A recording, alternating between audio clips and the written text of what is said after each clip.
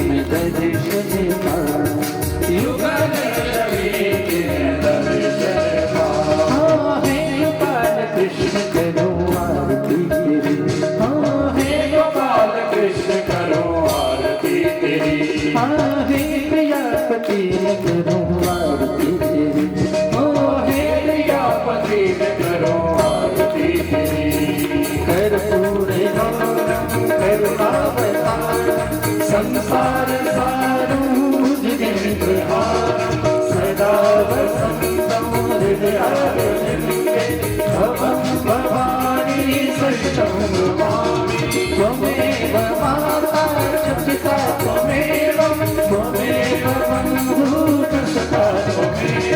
त्वमेव विद्या द्रविणं त्वमेव सर्वं मम देवदेव श्री अच्युतं केशवं राधारमणं कृष्णदामोदरं वासुदेवं श्रीधरं माधवं गोपिकावल्लभं जानकीनाथं श्रीरामचन्द्रं राधिकानाथं श्रीकृष्णचन्द्रं भजे पार्वतीनाथं श्रीभालचन्द्रं भजे